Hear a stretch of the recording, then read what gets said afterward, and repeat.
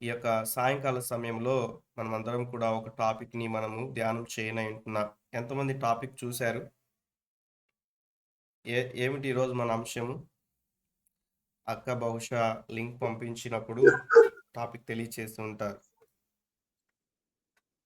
చేపల నుంచి నేర్చుకోవాల్సిన ఆత్మీయ విషయం. హ్మ్. చేపల నుంచి నేర్చుకోవాల్సినటువంటి ఆత్మీయమైనటువంటి విషయాలు అన్న విషయాన్ని మనం నేర్చుకున్నాం. మన సమయము 7:30-8:30. నేను అక్కకి కొంచెం పర్మిషన్ అడిగాను. బహుశా వాక్యం కొంచెం ఆలస్యమైతే దయచేసి మన్నించమని నేను ముందుగానే అడిగి ఉంటున్నాను. అయితే మాక్సిమం 8:30 లోపల ముగించడానికి నా వంతు నేను ప్రయత్నం చేస్తాను. ఈ విషయాలు జ్ఞాపకం ఉంచుకోవాలని తెలియచేస్తా ఉన్నాను. ఇక మీట్ తరపున జాయిన్ అయిన ప్రతి ఒక్కరికిని, అదే రీతిగా నాతో కూడా కలిసి పరిచర్యలో ముందు కొనసాగుతున్నటువంటి ప్రతి ఒక్కరికి అందరికీ నా హృదయపూర్వకమైన వందనాలు తెలియచేస్తా ఉన్నాను. మనం దేవుని యొక్క వాక్యాన్ని ప్రారంభించుకుందాం. ప్రభు సన్నిధిలో మొట్టమొదటి విషయాన్ని మనం నేర్చుకుంటూ మనం ముందుకెళ్దాం. అనుకూల సమయం ఉన్న విధానం బట్టి ఒక 5 విషయాలు, మనకి ఇంకా సమయం ఉన్నట్లయితే ఒక 7 విషయాలు మనం నేర్చుకుంటూ మనం ముందుకెళ్దాం. మొదటి విషయంగా భాగంలో మనం లేఖన భాగాన్ని మనం చూస్తూ మనం ముందుకెళ్దాం. పరిశుద్ధ లేఖన భాగంలో నుంచి యోహాను సువార్త 21వ అధ్యాయము 11వ వచనాన్ని ఎవరైనా చదివి వినిపింప చేయాలని ప్రభు పేరిట మనవి చేస్తా ఉన్నాను. 21వ అధ్యాయము 10, 11, 12 వచనాలు స్పష్టంగా చదివి దేవుని యొక్క నామాన్ని మహిమపరచు. చదవండి. యేసు మీరిప్పుడు పట్టిన చేపలలో కొన్ని తీసుకొని రండని వారితో చెప్పగా, సీమోను పేతురు దోణి ఎక్కి వలను దరికి లాగెను. అది 153 గొప్ప చేపలతో నిండి ఉండెను. చేపలంతా విస్తారంగా పడినను వల పిగలలేదు. యేసు రండి భోజనము చేయుడని వారితో అనెను. ఆయన ప్రభువని వారికి తెలిసినందున నీవెవడవని శిష్యులలో ఎవడునూ ఆయనను అడుగ తెగింపలేదు. యేసు వచ్చి ఆ రొట్టెను తీసుకొని వారికి పంచిపెట్టెను. అలాగే చేపలను కూడా పంచిపెట్టెను. చాలక్క. మీకు బైబిల్‌లో ఎక్కడెక్కడ చేపల గురించి చదివారు? బహుశా విన్నారు. ఒకసారి చెప్తారా? మీరు కూడా మాట్లాడితే బాగుంటదన్న ఉద్దేశం కలిగి నేను అడుగుతున్నాను. బైబిల్‌లో మీరు ఎక్కడెక్కడ చేపల గురించి చదివారు? లేకుంటే చేపల గురించి విన్నారు? త్వరగా ఒక్కొక్కరు ఒక సమాధానం చెప్పండి. 5 రొట్టెలు 2 చేపలు. 5 రొట్టెలు 2 చేపలు. థ్యాంక్ యూ అక్క. సురేఖ అక్క. మళ్ళీ మీరు మాట్లాడద్దు. మిగతా వారికి సమయాన్ని ఇద్దాం. చెప్పండి. యోనా గారి గురించి బ్రదర్. విస్తారమైన చేపలు పడ్డాయి కదా, 500. విస్తారమైన చేపలు పడ్డాయి. యోనా గురించి బ్లెస్ అక్క చెప్పారు. సునీల్ అన్న చెప్పారు. 153 గొప్ప చేపలు. ఓకే అన్న. ఇంకా మీరు చెప్పొద్దు సమాధానం. 153 గొప్ప చేపలు పడినట్లు కూడా సమాధానం చెప్పారు. మిగతా వారు చెప్పండి. చేప నోట్లో నాణ్యము 1 షెకెల్ దొరుకుతుంది. Okay, good. చేప నోట్లో నుంచి షెకెల్ వచ్చిన సందర్భం కూడా ఉన్నారు. బహుశా ఈ టాపిక్ మన టీంలో కూడా నేను చెప్పి ఉన్నాను. కొన్ని విషయాలు మాత్రమే ఇది నన్ను మరికొన్ని విషయాలు నేర్చుకొని ఉంటున్నా. ఓకే, ఇంకా అండి త్వరగా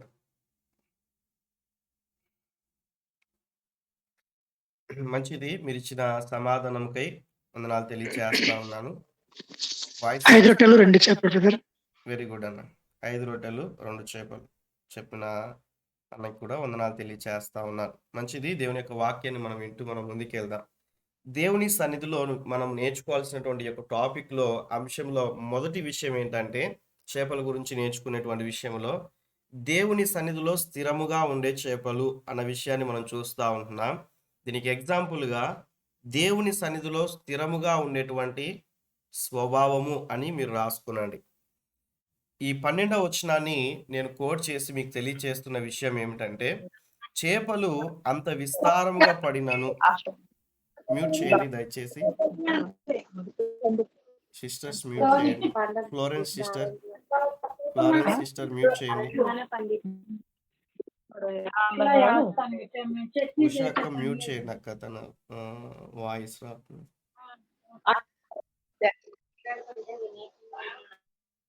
ఓకే, మంచిది. ఇక్కడ మనం చూస్తే మరి దేవుని యొక్క వాక్యాన్ని రాసుకునేటువంటి వారు రాసుకోనండి. నేను ఇందులో చెప్పాలనుకున్నటువంటి విషయం ఏంటంటే, చాలా విషయాలు నేను స్క్రీన్‌లో పొందుపరచాలనుకున్నాను గానీ, నాకు ఉన్న సమయంని బట్టి కొన్ని విషయాలు నేను ఉంచాను. ఇందులో భాగంగా మనం చూస్తే వల అనగా హైఫన్ పెట్టుకొని మీరు రాసుకోనండి. బైబిల్ స్టడీ లాగా నేను తీసుకుంటాను. వల అనగా, వల అనగా సంఘము. నేను మళ్ళీ అడుగుతాను లాస్ట్‌లో మీరందరూ సమాధానం జెప్పాలి. అందరూ రాసుకోనండి. వల అనగా సంఘము. చేపలు అనగా ఆత్మలు. వల అనగా సంఘము.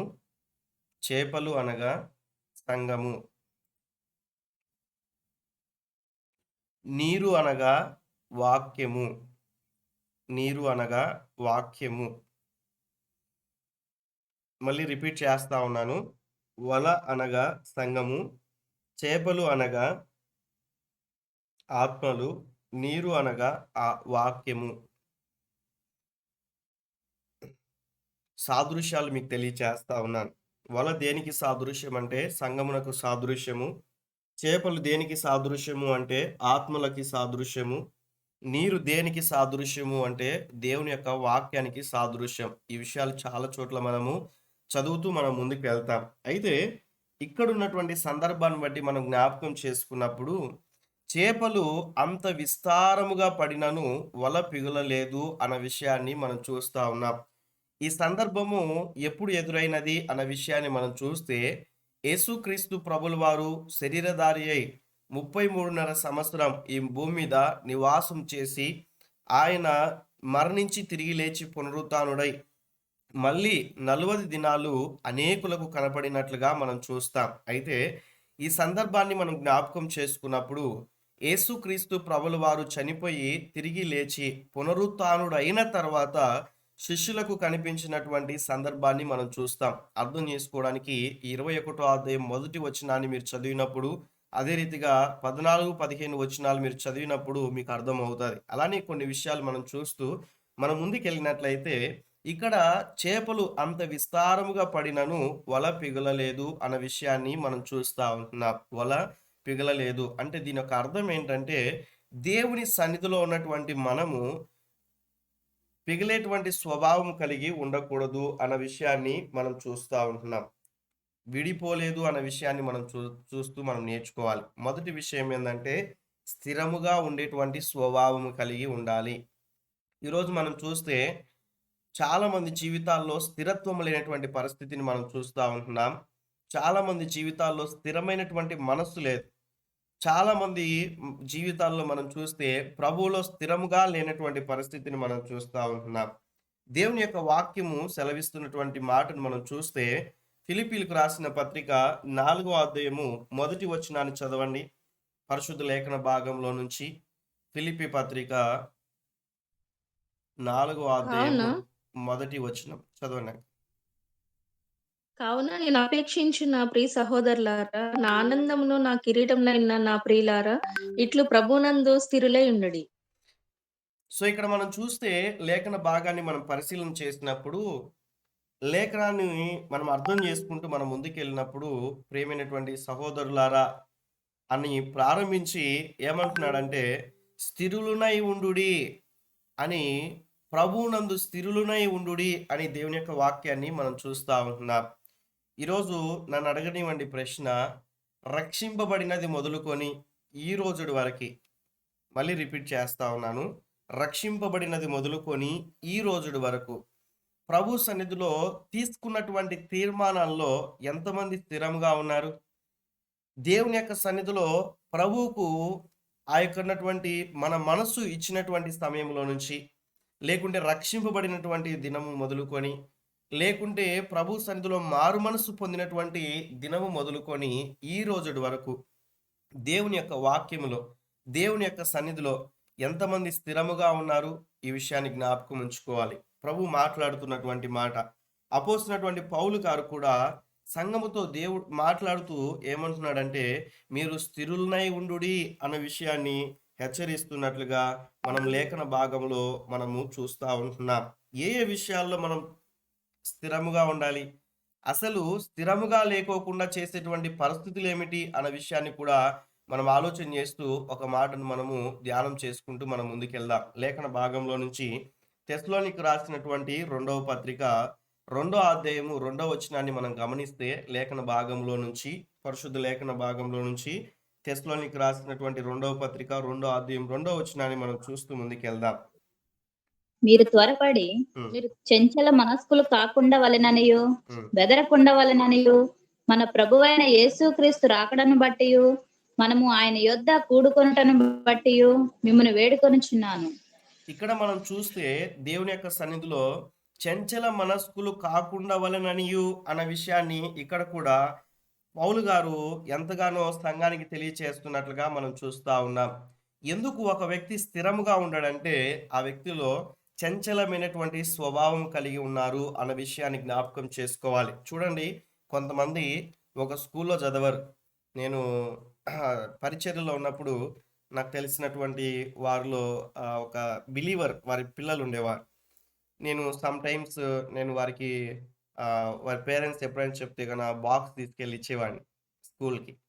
ఆ స్కూల్‌కి వెళ్ళినప్పుడు నాకు గుర్తున్నప్పుడు అక్కడ ఉన్నటువంటి సందర్భాన్ని మీకు తెలియచేస్తా ఉన్నాను. ఎప్పుడైతే నేను పలానా స్కూల్‌కెళ్ళి బాక్స్ ఇస్తా ఉన్నానో, మళ్ళీ నెక్స్ట్ ఇయర్‌కి ఇంకొక స్కూల్‌లో జాయిన్ చేయించారు. మళ్ళీ నెక్స్ట్ ఇయర్‌కి ఇంకొక స్కూల్‌లో జాయిన్ చేయించారు. ఒకసారి కన్‌ఫ్యూజ్ అయిపోయి నేనేమైపోయానంటే, మొదట ఏ స్కూల్ అయితే చదువుతున్నారో ఆ స్కూల్‌కెళ్ళి బాక్స్ తీసుకెళ్ళాను నేను. అంటే ఎందుకు ఈ మాట తెలియచేస్తా ఉన్నానంటే, ఒక చోట స్థిరమైనటువంటి రీతిగా ఉన్నట్లయితే వారికి ఒక గుర్తింపు అనేటువంటిది ఉంటది. ఆలోచన చేయాలి. చూడండి, కొంతమంది జాబ్ విషయంలో కూడా ఒక నెల అక్కడ, ఇంకొక నెల ఇంకొక చోట, ఇంకొక నెల ఇంకొక చోట అలా ఉంటారు. ఇంకా ఆత్మీయ కోణంలో మనం అర్థం చేసుకున్నప్పుడు సంఘాల్లో చూడండి, కొంతమంది ఈరోజు ఆదివారం వచ్చారనుకోండి, మరొక ఆదివారానికి మరొక చోట ఉంటారు. మరొక ఆదివారానికి ఇంకొక సంఘంలో కనిపిస్తా ఉంటారు. ఒక చోట స్థిరమైనటువంటి మనస్సు కలిగి ఉండరు. జ్ఞాపకం చేసుకోవాలి. అలానే ఆన్‌లైన్ జరుగుతున్నటువంటి పరిచర్యలో కూడా దేవుని యొక్క కృపలో ఈ రీతిగా ఎవరైతే లీడ్ చేస్తా ఉన్నారో, దేవుడిచ్చినటువంటి యొక్క అవకాశాన్ని యుటిలైజ్ చేసుకోకోకుండా ఇక్కడ కొంచెం, అక్కడ కొంచెం, ఇంకొక చోట కొంచెం ఇలా ఉండేటువంటి పరిస్థితి. ఒక స్థిరమైనటువంటి రీతిగా సబ్మిట్ చేసుకునేటువంటి జీవితం అనేటువంటిది కొనసాగించలేకపోవడానికి గల కారణం ఏంటంటే, చంచలమైనటువంటి మనస్సు అన్న విషయాన్ని జ్ఞాపకం ఉంచుకోవాలి. నన్ను ఒక క్వెషన్ అడగాలని ఇష్టపడుతా ఉన్నాను. ఏమిటంటే, మనము ఏ ఏ విషయాల్లో స్థిరముగా ఉండాలి చెప్తారా? ఏదైనా కూడా ఆత్మీయంగా చెప్పండి. ఆత్మీయ కోణంలో చెప్పండి. లోకపరమైనటువంటి స్థితి కాకుండా. విశ్వాసం స్థిరంగా ఉండాలి కదా. మళ్ళీ చెప్పండి అక్క, వినిపించలేదు. విశ్వాసం అన్న వెరీ గుడ్. దేవుని ఇంకా మీరు సమాధానం ఇవ్వకూడదు. విశ్వాసంలో మీరు నోట్ చేసుకోవచ్చు. ఏ ఏ విషయాల్లో మనం స్థిరముగా ఉండాలి? అక్క ఒక సమాధానం చెప్పారు. నేను కూడా రాసుకున్నటువంటి మొట్టమొదటి విషయం ఏంటంటే విశ్వాసంలో స్థిరముగా ఉండాలి. నెక్స్ట్ పాయింట్ చెప్పండి ఇంకా ఎవరైనా? త్వరగా ఒక్కొక్కరు ఒక్కొక్క పాయింట్. ఆత్మీయ కోణంలో తప్పైనా పర్లేదు. నాకు మాట్లాడేటువంటి వారంటేనే ఇష్టం. యేసుక్రీస్తు ప్రభుల వారికి కూడా చెప్పండి. వాక్యం చదవడంలో వాక్యము చదివే విషయంలో కూడా స్థిరముగా ఉండాలి. Very good. వారానికి ఒకసారి, దేవుని నెలకు ఒకసారి, పండుగ సమయంలో వాక్యం చదివేవారుగా కాకుండా యేసుక్రీస్తు ప్రభుల వారికి ఉండేటువంటి వాడుక అలవాట్లు ఏంటంటే, ఒకటి ప్రార్థించేటువంటి అనుభవం, రెండోది ఏంటంటే దేవుని యొక్క వాక్యాన్ని ధ్యానిస్తున్నటువంటి అనుభవం, మూడవది ఏంటంటే బోధిస్తున్నటువంటి అనుభవం. ఆయన వాడుక అలవాట్లు ప్రతిరోజు మనకు కూడా కొన్ని వాడుక అలవాట్లు ఉంటాయి. లేస్తానే టీ తాగడం, లేస్తానే ఇంకా మనం ఫ్రెష్ అప్ అవ్వడం, లేస్తానే పేపర్ చదవడం, ఇలా కొన్ని కొన్ని అలవాట్లు ఉంటాయి. అలా యేసు ప్రభు కూడా వాడుక అలవాట్లలో 3 విషయాలు ఏంటంటే ప్రార్థించడం, వాక్యం చదవడం, వాక్యాన్ని బోధించడం. ఓకే, మంచిది.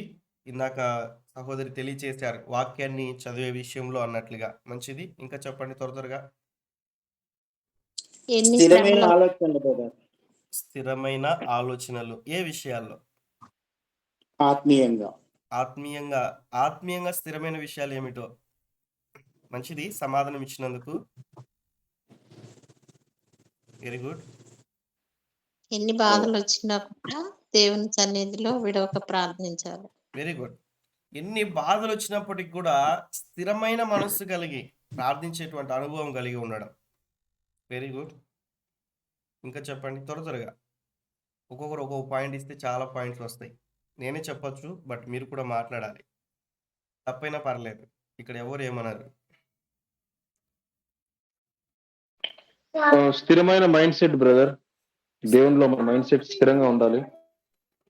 స్థిరమైన మనస్సు కలిగి ఉండాలి. Very good.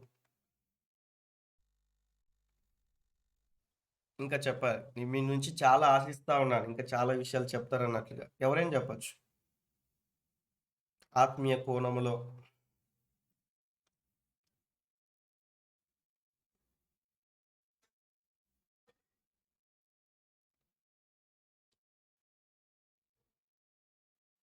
మంచిది. సమయాన్ని వృధా చేసుకోదలుచుకోలేదు. నేను అవకాశం ఇచ్చాను. విశ్వాసంలో మనం స్థిరంగా ఉండాలి మీరు చెప్పినట్లుగా. అలానే సహవాసంలో కూడా స్థిరముగా ఉండాలి. దేవునితో సహవాసం చేసేటువంటి విషయంలో కూడా స్థిరముగా ఉండాలి. ఒక వ్యక్తి మరణం చూడకోకుండా దేవునితో సహవాసం చేశాడు. ఎవరు ఆ వ్యక్తి? చెప్తారా సమాధానం? హానోక్. Very good. హానోకు. హానోక్ ఎన్ని సంవత్సరాలు? 300 సంవత్సరాలు. 350 వెరీ గుడ్. 300 సంవత్సరాలు. ఎంతో నష్టం. 365 సంవత్సరాలు తను భూమి మీద ఉంటే 300 సంవత్సరాలు దేవునితో సహవాసం చేశాడంట ఆయన. సహవాస విషయంలో స్థిరత్వం కలిగి ఉండడం. మనం ఎప్పటి వరకు ఉండాలి? ప్రభు వచ్చి మనల్ని తీసుకొని వెళ్ళేంత వరకు కూడా స్థిరముగా ఉండాలి.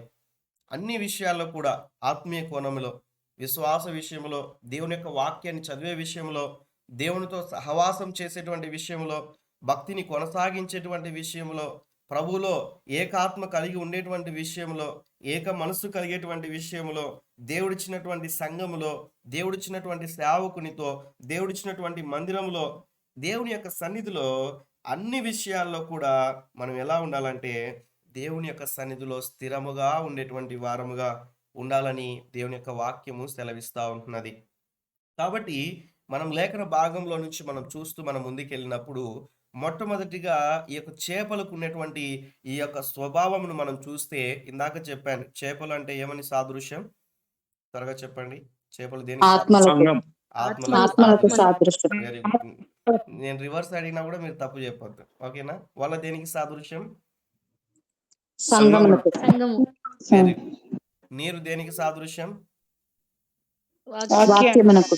Very good. నీరు వాక్యానికి సాదృశ్యం. కాబట్టి చెట్టుకు నీరు లేకపోతే చచ్చిపోతుంది. మనిషికి కూడా దేవుని యొక్క వాక్యం లేకుంటే మరణిస్తారు. అలానే మనం ఆలోచన చేసినట్లయితే చేప ఎప్పుడైతే నీటిలో ఉంటుందో అప్పుడు బ్రతుకుతుంది. చాలా జాగ్రత్తగా ఆలకించాలి. చేప నీటిలో నుంచి బయటకు వచ్చిన తర్వాత కొన్ని సెకండ్స్కి, కొన్ని నిమిషాలకు అది చనిపోతుంది.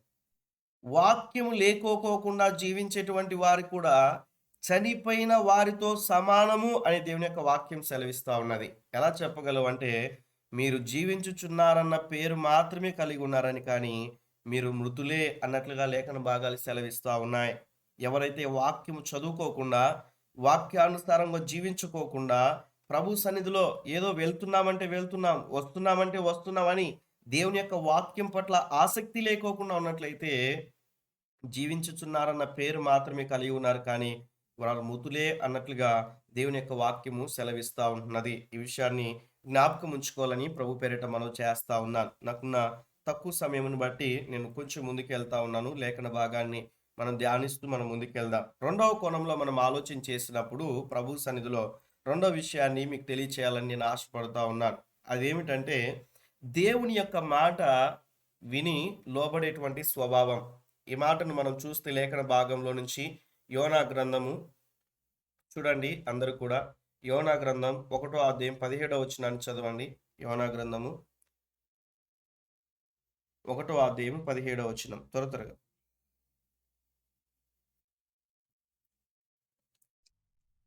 యోనాను ఎత్తి సముద్రంలో పడవేసిరి. పడవేయగానే సముద్రము పొంగకుండా ఆగెను. 17 వర్సెస్ అక్క. 17వ వచనమా? గొప్ప మత్స్యం ఒకటి యోనాను మృంగవలెనని యెహోవా నియమించి ఉండగా యోనా 3 దినములు ఆ మత్స్యం యొక్క కడుపులో నుండెను. 2వ అధ్యాయం 10వ వచనం కూడా చదవండి. అంతలో యెహోవా మత్స్యమునకు ఆజ్ఞేయగా అది యోనాను నేల మీద కక్కివేసెను. దేవునికి స్తోత్రం. ఈ లేఖన భాగాల్ని మనం పరిశీలన చేసుకున్నప్పుడు అందరూ కూడా బైబిల్ తెరిచి ఆ విషయాలు అండర్లైన్ చేసుకునండి, లేకుంటే చక్కగా రాసుకునండి. మెసేజ్ అయిన తర్వాత కానీ రేపు సాయంకాల సమయం లోపల నేను కొంచెం హోంవర్క్ కూడా ఇస్తాను మీకు. రేపు ఇదే సమయం లోపల మరి ఉషా రాణి అక్క తరపున జాయిన్ అయినట్లయితే అక్కకు నోట్స్ పెట్టండి. నా తరపు నుంచి జాయిన్ అయినట్లున్నట్లయితే నాకు నోట్స్ పెట్టండి. అందును బట్టి మేము సంతోషిస్తాం, ప్రభువుని మహింపరుస్తాం. ఓకేనా? దేవునికి స్తోత్రం.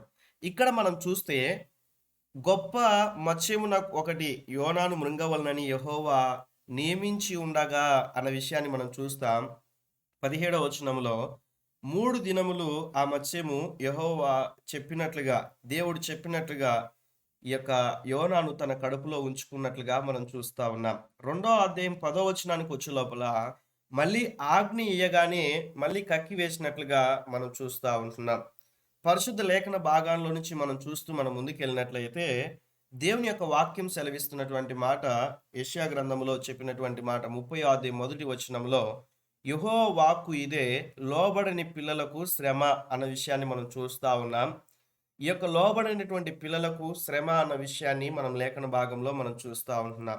అయితే ఈ యొక్క రాత్రికాల సమయంలో మనం ఈ యొక్క విషయాన్ని మనం ధ్యానం చేసుకున్నట్లయితే మొట్టమొదటిగా దేవుడు ఈ యొక్క మత్స్యానికి, ఈ చేపకు దేవుడు ఆజ్ఞ ఇచ్చాడు. ఏమని? యోనాను మింగాలని. మళ్ళీ ఆజ్ఞ ఇచ్చాడు. ఏం చేసిందంటే మళ్ళీ కక్కి వేసినట్లుగా మనం చూస్తాం. ఈ యొక్క లేఖన భాగంలో నుంచి మనం చూస్తే రెండో విషయంలో భాగముగా మనం నేర్చుకోవాల్సినటువంటి ఈ యొక్క మాటను మనం చూస్తే దేవుని యొక్క మాట విని లోబడేటువంటి స్వభావం, దేవునికి లోబడే స్వభావం, దేవుని మాట విని దేవునికి లోబడే స్వభావము. ఇప్పుడు నేను కొన్ని ప్రశ్నలు అడుగుతాను. బైబిల్లో దేవునికి లోబడిన వారు ఎవరు చెప్తారా? కొంతమంది పేర్లు చెప్పండి. అబ్రహాం గారు. అబ్రహాం గారు. అబ్రహాం. మొట్టమొదటి విషయంగా మనము ఎవరడినా కూడా చెప్పేటువంటి విషయం ఏంటంటే ఇదే పాయింట్. Very good, Abraham. ఇంకా చెప్పండి, చెప్పిన వారు కాకుండా మిగతా వారు త్వరగా. యోబు గారు. యోబు గారు. Very good. దేవుడు చెప్పినట్లుగా చేశాడు, ప్రార్థన చేశాడు స్నేహితుల కొరకు. ఇంకా చెప్పండి త్వరగా.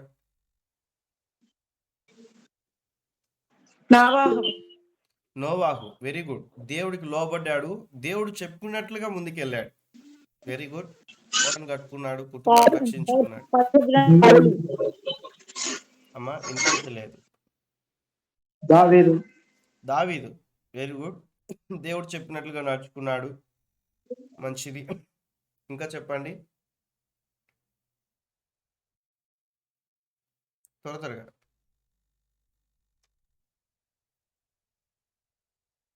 యెహెజ్కేలు, యెషయా గారు, ప్రవక్తలందరూ ఆయన మాట విని లోబడ్డారు. Very good. లోబడ్డారు. మాట్లాడట్లేరు ఎవరు? అడ్మిట్ చేసి ఒకసారి దేవునికి స్తోత్రాలు చెప్తారా? హల్లెలూయా. వింటున్నారా అందరూ? Hallelujah. Hallelujah. Hallelujah. Hallelujah. Hallelujah. Very good. స్పందించాలి దేవుని యొక్క వాక్యానికి, తప్పైనా పర్లేదు. ఓకే, ఇప్పుడు దేవునికి లోబడిన వాళ్ళ గురించి చెప్పండి ఒకసారి. బైబిల్లో కొంతమంది ఎగ్జాంపుల్గా. లోతు భార్య. Very good. లోతు భార్య. ఇంకా ఆదాము. ఇంకా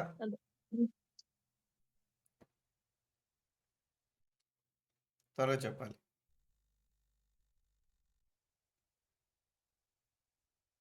నినివేకి పొమ్మంటే తర్షీషు ఎక్కాడు యోన. యోనా. సౌలు గారు, రాజు సౌలు. సౌలు. Very good. మంచిది.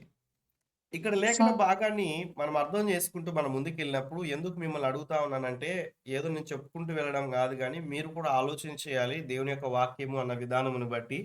ఇక్కడ మనం చూస్తే యోనాకేమో దేవుడు చెప్తాడు, ఎక్కడికి వెళ్ళమన్నాడు? నినవేకి వెళ్ళమన్నాడు. తను ఎక్కడికి ప్రయాణం చేస్తా ఉన్నాడంటే తర్షీసుకు ప్రయాణం చేస్తా ఉన్నాడు. ఈరోజు ఆత్మీయ కోణంలో మనం అర్థం చేసుకున్నట్లయితే మన జీవితాల్లో కూడా దేవుడు అనేక విషయాలు మాట్లాడుతూ ఉంటాడు. దేవుడు ఫలానా చోటుకి వెళ్ళమని, ఫలానా చోట ఉండమని, ఫలానా సంఘంలో ఉండమని, ఫలానా యొక్క చోట దేవుని కొరకు వాడబడమని, ఫలానా ఉద్యోగం చేయాలని, ఫలానా వ్యాపారం చేయాలని దేవుడు చెప్పినట్లుగా కాకుండా సొంత ఆలోచనలు అనేటువంటివి చేయడానికి ఆస్కారం ఉంటున్నది అనే విషయాన్ని జ్ఞాపకం చేసుకోవాలి. ఎప్పుడైతే యోనా జీవితంలో నుంచి మనం జ్ఞాపకం చేసుకున్నప్పుడు దేవునికి లోబడ్డాడో, లోబడినప్పుడు కొన్ని అద్భుతమైనటువంటి కార్యాలు జరిగాయి. దేవునికి లోబడినటువంటి పరిస్థితి కలిగి ఉన్నప్పుడు కొన్ని పరిస్థితులు ఎదురయ్యాయి. ఎంతో నష్టాన్ని కూడా చేకూర్చినట్లుగా మనం చూస్తాం. చూడండి, బైబిల్‌లో ఆదికాండం మొదలుకొని ప్రకటన గ్రంథం వరకు మనం చూస్తే దేవునికి లోబడినటువంటి వారు ఎంతమంది ఉన్నారు? వారి యొక్క ప్రారంభం ఏంటి? వారి యొక్క ముగింపు ఏంటి? అన్న విషయాన్ని మీరు ధ్యానం చేయండి. ఇది మీకు ఇచ్చేటువంటి హోంవర్క్. కొన్ని విషయాలైనా పర్లేదు, మీరు రాసి అక్కకి కానీ, మరి నాకు కానీ పంపించినట్లయితే నేను సంతోషిస్తాను. ఈ విషయాన్ని మనం అర్థం చేసుకున్నట్లయితే బైబిల్‌లో దేవునికి లోబడిన వారు, వారి ప్రారంభం ఎలా ఉంది? వారి యొక్క ముగింపు ఎలా ఉంది? అబ్రహాము దేవునికి లోబడ్డాడు. ఆయన ముగింపు ఎంతవరకు ఉందంటే, దేవుడు చెప్పినట్లుగా ఇప్పటి వరకు కూడా దేవుడి ఆశీర్వాదం అనేటువంటిది మనం చూడగలుగుతున్నాం. మనం కూడా ఆ యొక్క అబ్రహాము సంతానమే అన్న విషయాన్ని మనం చూస్తూ ఉంటున్నాం. ఎగ్జాంపుల్‌గా దేవునికి లోబడని వారి ప్రారంభము ఎలా ఉన్నది? వారి ముగింపు ఎలా ఉన్నది? అన్న విషయాన్ని జ్ఞాపకం చేసుకోవాలి. దేవుని దృష్టిలో దేవుని యొక్క వాక్యం సెలవిస్తా ఉన్నది, ఆయన నిన్న నేడు నిరంతరం ఏకరీతిగా ఉన్నట్లుగా మనం చూస్తాం. దేవుని యొక్క సన్నిధిలో మన జీవితం అనేటువంటిది, ప్రారంభం అనేటువంటిది, ముగింపు అనేటువంటిది చాలా ప్రాముఖ్యమైనటువంటిది. ఈ మధ్య కాల సమయంలో నేను ఒక స్టడీ చేస్తా ఉన్నప్పుడు, మనం కలిగి ఉన్నటువంటి ఈ యొక్క ఆత్మీయ జీవితం అనేటువంటిది ఏదో ఒక 100 సంవత్సరాలు మనం బ్రతికి మరణిస్తే సరిపోతుందని అనుకుంటూ ఉండవచ్చు. కానీ మనం చనిపోయిన తరువాత కూడా దాదాపుగా 600 సంవత్సరాలు అనేటువంటివి మన జీవితంలో ఏలుబడి చేస్తూ ఉంటాయంట. అంటే మనం మరణించిన తర్వాత మనకున్నటువంటి మన జీవితం అనేటువంటిది 600 సంవత్సరాలు నెక్స్ట్ వచ్చేటువంటి జనరేషన్‌కి అవి ఆ యొక్క మంచి కావచ్చు, చెడు కావచ్చు, అవన్నీ కూడా వారి జీవితాల్లో మరి ఏలుబడి చేస్తా ఉంటాయి. అదే రీతిగా వారి జీవితాల్లో అనేటువంటివి వారు మాట్లాడుకునేదానికి ఆస్కారం ఉంటున్నది అన్న విషయాన్ని జ్ఞాపకం చేసుకోవాలి. అర్థం చేసుకోవడానికి మీకు ఒక మాట చెప్తాను. కయీను వంశంలో నుంచి మనం చూస్తే కయీను ఏం చేశాడు? చెప్పండి త్వరగా. కయీను ఏం చేశాడు? హేబేలుని చంపేశాడు తమ్ముడిని. హేబెల్‌ని చంపాడు. అలా మీరు వాక్యాన్ని క్షుణ్ణంగా మీరు చదువుకుంటూ వెళ్తే కయీనుతో ప్రారంభమైనటువంటి ఆ యొక్క జీవితం అనేటువంటిది చంపబడుతూ వెళ్ళింది. ఆ యొక్క ఉన్నటువంటి వంశములో ఇంకా చాలా వచనాలు మనం చూస్తే ఆ వంశంలో నుంచి వస్తున్నటువంటి వారందరూ కూడా చంపుకుంటూనే వెళ్ళిపోయారు. చాలా జాగ్రత్తగా ఆలకించండి. చంపుకుంటూనే వెళ్ళిపోయారు. అర్థం చేసుకోవడానికి. అలానే అబ్రహాము కూడా ఒక సందర్భంలో అబద్ధం ఆడాడు. ఏమని అబద్ధం ఆడాడు? శారా విషయంలో నా సారా సహోదరి అని చెల్లి అని జ్ఞాపకం చేసుకున్నారు. అలానే అబ్రహాము కుమారుడు ఎవరు? చెప్పండి. అబ్రహాం కుమారుడు ఎవరు? ఇస్సాకు. ఇస్సాకు అబద్ధం ఆడాడు లేదా? అబద్ధం ఆడాడు. సేమ్ ఇస్సాకు కుమారుడు ఎవరు? యాకోబు. యాకోబు అబద్ధం ఆడాడా లేదా? చూడండి, తండ్రి దగ్గర ఎస్, అన్ని విషయాల్లో కూడా మనం మాదిరి అయి ఉన్నామన్న విషయాన్ని జ్ఞాపకం చేసుకోవాలి. మనం మాదిరి అయి ఉన్నామన్న విషయాన్ని, అది మంచి విషయాల్లో కావచ్చు, చెడ్డ విషయాల్లో కావచ్చు, మన ఇన్ఫ్లుయెన్స్ అనేటువంటిది ఎంతగా కుటుంబం పైన, మనం జీవించేటువంటి విధానం అనేటువంటిది ఎంతగా కుటుంబం పైన ప్రభావితం చూపిస్తుంది అన్న విషయాన్ని జ్ఞాపకం చేసుకోవాలి. ఈరోజు అనుకుంటూ ఉండవచ్చు, తల్లిదండ్రులుగా ఉన్నటువంటి వారు ప్రార్థన చేసుకోరు. పిల్లలు ఎలా ప్రార్థన చేసుకుంటారు? తల్లిదండ్రులుగా ఉన్న వారు సినిమాలు చూస్తారు, సీరియల్ చూస్తారు. పిల్లలు ఎలా వారు చూడకుండా ఉంటారు? జ్ఞాపకం చేసుకోవాలి. మీ యొక్క ప్రభావం అనేటువంటిది వారిపైన ఏలుబడి చేస్తూ ఉంటుందన్న విషయాన్ని మీరు మర్చిపోకూడదు. వారు అన్నీ కూడా గమనిస్తూ ఉంటారు. ఎప్పటి నుంచో తెలుసా? పరిశుద్ధంగా మనం ఆలకిస్తే వారు ఎప్పుడైతే పాలు తాగేటువంటి వయసులో నుంచి అక్కడ నుంచి వారు అన్ని స్పర్శను వారు గ్రహించగలరు అన్న విషయాన్ని మనం అర్థం చేసుకోవాలి. ప్రియమైన దేవుని బిడ్డలారా, మీకు ఇచ్చినటువంటి ఎగ్జాంపుల్ ఏంటంటే, బైబిల్లో దేవునికి లోబడిన వారు ఎంతమంది? కొంతమంది పేర్లు రాసుకోనండి. వారి ప్రారంభం ఎలా ఉంది? వారి ముగింపు ఎంత అద్భుతంగా ఉంది? మళ్ళీ నేను క్వశ్చన్ వేస్తా ఉన్నాడు. మీకు కావాలంటే మీరు స్క్రీన్ షాట్ తీసుకొని తర్వాత మీరు స్టడీ చేసుకునండి. రేపు సాయంకాలం ఈ సమయం వరకు మీకు సమయం ఇస్తా ఉన్నాం. ఏమిటంటే, దేవునికి లోబడినటువంటి వారి యొక్క ప్రారంభం ఎలా ఉంది? వారి ముగింపు ఎంత అద్భుతంగా ఉంది? రెండవదిగా, దేవునికి లోబడని వారు ఎలా ఉన్నారు, వారి యొక్క ప్రారంభం ఎలా ప్రారంభింపబడింది, వారి ముగింపు అనేటువంటిది ఎటువంటి పరిస్థితుల గుండా వెళ్ళిపోయింది అన్న విషయాన్ని మీరు ఆ 2 క్వెషన్స్ మీరు రాసుకొని మీరు స్టడీ చేసుకోనండి. ఆ 2 క్వెషన్స్ రాసుకొని మీరు స్టడీ చేసుకోనండి. కొన్ని విషయాలు మీకు అర్థం అవ్వడానికి కొన్ని విషయాలు మీకు తెలియచేస్తాను. యేసుక్రీస్తు ప్రభుల వారు తల్లిదండ్రులకు లోబడి జీవించారు. అబ్రహాము దేవునికి లోబడి జీవించారు. మనము కూడా పిల్లలమైతే దేవునికి లోబడి జీవించాలి అన్న విషయాన్ని మనం చూస్తాం. కాబట్టి ప్రియమైన దేవుని బిడ్డలారా, లోబడే స్వభావం అనేటువంటిది మనకు చాలా ప్రాముఖ్యమైనటువంటిది. రెండవ ఎగ్జాంపుల్ మీకు చెప్తాను ఏంటంటే, దేవునికి లోబడకపోతే వారు పాలు తేనెలు ప్రవహించేటువంటి ఆ యొక్క కానానులో ప్రవేశించలేకపోయారు. ఈరోజు దేవుని యొక్క వాక్యం వింటున్నటువంటి మన జీవితాలు దేవుని మాట విని లోబడే స్వభావం లేకుండా ఉన్నట్లయితే ఆ పరలోక రాజ్యం చేరగలమా అన్న విషయాన్ని జ్ఞాపకం చేసుకోవాలి. దేవునికి లోబడకపోతే కలిగినటువంటి విషయాలు మనం చూస్తే ఇంకా అనేక మంది నశించిపోయినట్లుగా మనం చూస్తాం. ఇలా ఎగ్జాంపుల్గా కొంతమందిని తీసుకొని వారి ప్రారంభం ఎలా ఉంది, దేవునికి లోబడక ముందుకెళ్ళిన తర్వాత వారి ముగింపు అనేటువంటిది ఎలా ఉంది అన్న విషయాన్ని జ్ఞాపకం చేసుకోవాలి. మీకు ఇంకా అర్థం అవడానికి ఇదే యోనా గ్రంథము 1వ అధ్యాయము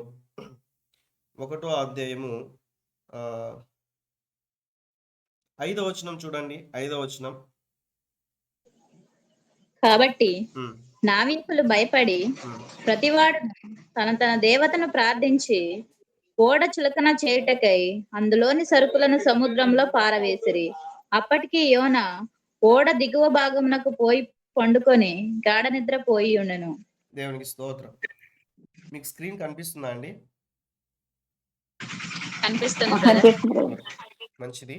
అయితే ఇక్కడ మనం చూస్తే ఈ లేఖన భాగాల్ని మనం పరిశీలన చేసినప్పుడు ఎప్పుడైతే యోనా దేవుని యొక్క మాట వినకోకుండా తనకిష్టం వచ్చినట్లుగా తర్సిస్కు వెళ్ళడానికి ప్రయత్నం చేశాడో, ఆలోచన చేశాడో, కేవు ఇచ్చి అన్న మాట కూడా ఉంటది. 1వ వచనం నుంచి 7వ వచనాల లోపల కేవు ఇచ్చి బయలుదేరాడు, డబ్బులు ఇచ్చి బయలుదేరాడు. అక్కడ జ్ఞాపకం చేసుకోవాలి. కొంతమంది దేవుని యొక్క మాట కాకుండా సొంత ఆలోచనలు చేస్తూ ఉంటారు. అసలు తర్సిస్సులో ఏముంది? వ్యాపారం ఉందని వాక్యం సెలవిస్తూ ఉంది. తర్సిస్సులో ఏముంది అంటే ధనికులు ఉన్నటువంటి ప్రదేశం. తర్సిస్సులో ఏముంది అన్న విషయాన్ని మనం చూస్తే మంచిగా వ్యాపారం చేసుకోవచ్చు అక్కడ. ఇలాంటి పరిస్థితులు ఉంటున్నటువంటి ప్రాంతాన్ని మనం చూస్తూ ఉంటున్నాం. అలానే మనం లేఖన భాగాన్ని మనం పరిశీలన చేసుకుంటూ ముందుకెళ్ళినప్పుడు ప్రియమైన దేవుని బిడ్డలారా, ఇక్కడ మనం చూస్తే అక్కడ ఉన్నటువంటి ఓడలో ఉన్నటువంటి సామాగ్రిని కూడా వారు పడవేశారంట అన్న విషయాన్ని మనం చూస్తూ ఉంటున్నాం. ఎందుకు? ఒక్క యోనాను బట్టి. ఎందుకు? ఒక్క యోనాను బట్టి అన్న విషయాన్ని మనం చూస్తూ ఉన్నాం. మ్యూట్ చేసుకోండి అందరు కూడా. అయితే ప్రియమైన దేవుని బిడ్డలారా, నేను చెప్పాలనుకున్న విషయం ఏంటంటే, ఒకవేళ ఇక్కడ ఉన్నటువంటి వారిలో బహుశా ఎన్నో సమయాల్లో దేవుడు మీతో మాట్లాడుతూ ఉండవచ్చు. ఎన్నో సందర్భాల్లో దేవుడు మీతో అనేక కోణాల్లో అనేక విషయాల్లో పదే పదే హెచ్చరిస్తూ ఉండవచ్చు. విడిచిపెట్టకున్నటువంటి పాపం ఇంకా నీకులో ఉన్నట్లయితే నీ ద్వారా నీ కుటుంబానికి నష్టము కలుగుతున్నదన్న విషయాన్ని మర్చిపోవద్దు. జ్ఞాపకం చేసుకోవాలి. ఒకవేళ అది ఎటువంటి అలవాట్లైన కూడా కావచ్చు. దేవునికి ఇష్టం లేనటువంటి స్వభావం అనేటువంటిది మనలో ఎక్కడెక్కడైతే ఉంటున్నదో, అది సీరియల్ కావచ్చు, సినిమాలు కావచ్చు, అల్లరితో కూడిన ఆటపాటలు కావచ్చు, ఏదైనా కూడా కావచ్చు. మన మందిరంలో ఒక తమ్ముడు ఏం చేసేవాడంటే ఆ యొక్క మెమొరీ కార్డులో సినిమా పాటలు ఎక్కించుకునేవాడు. ఒక గాడ్స్ సాంగ్ అని ఒక ఫోల్డర్, సినిమా సాంగ్స్ అని ఒక ఫోల్డర్. జ్ఞాపకం చేసుకోవాలి. అనుకోని రీతిగా నేను ఒకసారి మొబైల్ అడిగినప్పుడు ఇచ్చాడు. నేను వేరే పని నిమిత్తమై ఆ యొక్క వాటిలో కొన్ని ఎక్కించుకోవడానికి తీసుకున్నప్పుడు మందిరానికి వస్తున్న వ్యక్తి మంచి యవనస్తుడు, పరిచర్య చేసేటువంటి వాడే. అయితే అబ్బాయి చేసినటువంటి పరిస్థితి ఏంటంటే 2 విషయాలు కలిగి ఉన్నాడు. మనస్సు కలిగి ఉన్నాడు. బైబిల్ దేవుని యొక్క సన్నిధికి తీసుకొని వచ్చేటువంటి సమయంలో చిన్న బైబిల్ జోబిలో పెట్టుకొని వచ్చేవాడు. జ్ఞాపకం చేసుకోవాలి. మళ్ళీ ఎందుకో తెలుసా? బయటికి వెళ్ళిన తర్వాత స్నేహితులు చూస్తే, మళ్ళీ సినిమాల దగ్గర కనిపిస్తే, మళ్ళీ అల్లరితో కూడిన పరిస్థితి ఆటపాటల్లో కనిపిస్తే ఎలా అయిపోతుంది? చెడ్డ పేరు వస్తుంది కదా అన్నట్లుగా రహస్య జీవితం కలిగి జీవించేవారు చాలా మంది ఉంటున్నారు. ఈరోజు రహస్య క్రైస్తవులు, రహస్య పాపాలు కలిగినటువంటి వారు, పేరుకు క్రైస్తవులుగా కనబడుతూ లోపల దాచి ఉంచేటువంటి స్వభావాలు ఎన్నో అన్న విషయాన్ని జ్ఞాపకం చేసుకోవాలి. ఇక్కడ ఎప్పుడైతే దేవునికి లోబడలేదో అక్కడ ఉన్నటువంటి సందర్భాన్ని మనం చూస్తే ఆ లోబడని విధానమును బట్టి అక్కడ ఉన్నటువంటి ఓడలోని వారికి ఎంతో నష్టాన్ని చేకూర్చున్నది. ఆ ఓడ మనం జ్ఞాపకం చేసుకున్నప్పుడు ఒకవేళ మన కుటుంబమేమో ఆలోచించేద్దాం. నీవు దేవుని మాట వినకోకుండా ఉన్నట్లయితే కుటుంబంలో ఉన్నటువంటి వారికి, కుటుంబంలో ఉన్నటువంటి వస్తువులు కావచ్చు, కుటుంబంలో ఉన్నటువంటి పరిస్థితులు కావచ్చు, ఎంత నష్టాన్ని చేకూర్చబడతాయి. ఈ విషయాన్ని జ్ఞాపకం చేసుకోవాలని ప్రభు పేరిట మనవి చేస్తా ఉన్నాను. ప్రియమైన దేవుని బిడ్డలారా, దేవుడు మాట్లాడుతున్న మాట లోబడని పిల్లలకు శ్రమ అన్న విషయాన్ని మనం చూస్తా ఉన్నాం. ఎన్నో మార్లు దేవుని యొక్క సేవకుల ద్వారా దేవుడు అనేక విషయాల్లో మాట్లాడతాడు. దేవుడు ఎలా మాట్లాడతారు చెప్పగలరా? కొన్ని విషయాలు త్వరగా చెప్పండి. దేవుడు ఎలా మాట్లాడతాడు? వాక్యం ద్వారా. సేవకుల ద్వారా మాట్లాడు. వాక్యము ద్వారా, సేవకుల ద్వారా. Very good. ఇంకా కళల ద్వారా చెప్పండి. కళల ద్వారా దృశ్యాల ద్వారా బ్రదర్. Very good. కళల ద్వారా, దర్శనాల ద్వారా దేవుడు మాట్లాడతాడు. ఇంకా సేవకుల ద్వారా, సేవకుల ద్వారా దేవుడు మాట్లాడతాడు. వాక్యం ద్వారా, వాక్యము ద్వారా దేవుడు మాట్లాడతాడు.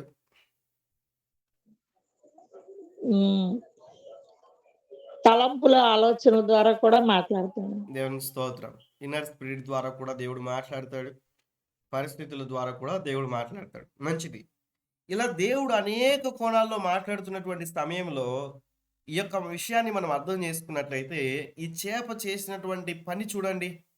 దేవుడు చెప్పగానే వెళ్ళి యోనాను మింగివేసింది. దేవుడు చెప్పగానే మళ్ళీ వెళ్ళి అక్కడ కక్కి వేసినట్లుగా మనం చూస్తా ఉన్నాం. వదిలిపెట్టినట్లుగా మనం లేఖన భాగంలో మనం చూస్తా ఉన్నాం. నేను అనుకున్నాను ఈ వాక్యాన్ని ధ్యానం చేస్తున్నప్పుడు దేవుడు ఎప్పుడు నాతో మాట్లాడతాడో అని ఈ చేప ఎంతో రీతిగా ఎదురు చూస్తూ ఉండవచ్చు. ఆలోచన చేయాలి. ఈ రోజుల్లో కూడా దేవుడు ఎన్నో విధాలుగా మాట్లాడుతూ ఉంటాడు. వినిపించుకోవడానికి ఇష్టపడట్లేరు విశ్వాసులు. సెల్ ఫోన్ ఆన్ చేస్తే ఫేస్బుక్ ద్వారా, యూట్యూబ్ ద్వారా, వాట్సాప్ ద్వారా, ఇంకా మన మందిరాల్లో, మన గ్రామాల్లో ఎన్నో రీతిలుగా వాక్యం వినబడుతుంది. కానీ వినిపించుకోవడానికి ఇష్టపడట్లేరు. దేవుని యొక్క వాక్యాన్ని ఉన్నది ఉన్నట్టుగా చెప్తే మందిరాన్ని మానుకునేటువంటి విశ్వాసులు ఉన్నారు. దేవునికి లోబడే స్వభావం అనేటువంటిది కనిపించట్లేదు. సేవకులు ఏదైనా ఒక మాటని గట్టిగా అన్నట్లయితే మందిరానికి మానుకొని సేవకులపైన అలిగేటువంటి వారు కూడా ఉన్నారు. సేవకురాలపైన అలిగి మందిరానికి వెళ్ళని వారు కూడా ఉన్నారు. సుమా, ఈ విషయాన్ని జ్ఞాపకం చేసుకోవాలి. బహుశా ఇంకా కొన్ని విషయాల్లో మనం చూస్తే, ఇంకా కొన్ని విషయాల్లో పేరుకు జీవిస్తూ పాట ఇవ్వలేదనో, వాక్యం చదవడానికి అవకాశం ఇవ్వలేదనో, ప్రార్థించడానికి అవకాశం ఇవ్వలేదనో, పేరు పెట్టి పిలవలేదనో, ఎన్నో విషయాల్లో ఐక విచారము కలిగినటువంటి వారుగా ఉంటూ ప్రభువుకు దూరమైనటువంటి వారు కూడా ఎంతమందో ఈ విషయాన్ని జ్ఞాపకం చేసుకోవాలి. నిజముగా మనం ప్రభువుకు లోబడుతున్నామా? దేవునికి లోబడితే కలిగేటువంటి ఎన్ని ఆశీర్వాదాలు మనం చూస్తాం. దేవునికి లోబడుకోకుంటే కలిగేటువంటి ఎన్ని నష్టాలు బైబిల్ గ్రంథంలో ఉన్నాయో మనం అర్థం చేసుకోవాలని ప్రభు పేరిట మనం చేస్తా ఉన్నాం. మొదటి విషయాన్ని ఏం నేర్చుకున్నాం? త్వరగా చెప్పండి. మొదటి విషయాన్ని ఏం నేర్చుకున్నాం? దేవుని సన్నిధిలో స్థిరంగా ఉండే స్వభావం. దేవుని సన్నిధిలో స్థిరముగా ఉండేటువంటి స్వభావం కలిగి ఉండాలని మనం నేర్చుకున్నాం. రెండోదిగా మనం చూస్తే ఏం నేర్చుకున్నాం? లోబడడం. దేవుని మాట విని లోబడే స్వభావం. దేవుని మాటకు లోబడేటువంటి స్వభావం గురించి మనం నేర్చుకున్నాం. చివరిగా ఒక మాట చెప్తాను. దేవుడు అవకాశం ఇస్తే మరొకసారి నేను మీ ముందుకు వచ్చి ఈ యొక్క మిగిలి ఉన్న విషయాల్ని మీకు ఫుల్ఫిల్ చేయడానికి ముందుకెళ్తాను. ఎందుకంటే సమయము ముగింపులోనికి మనం వచ్చి ఉన్నాం కాబట్టి. మూడవ స్వభావం గురించి మనం చూస్తే ఎహెజ్కేలు గ్రంథము 47వ అధ్యాయము 10వ వచనాన్ని చూద్దాం. పరిశుద్ధ లేఖన భాగంలో నుంచి ఎహెజ్కేలు గ్రంథం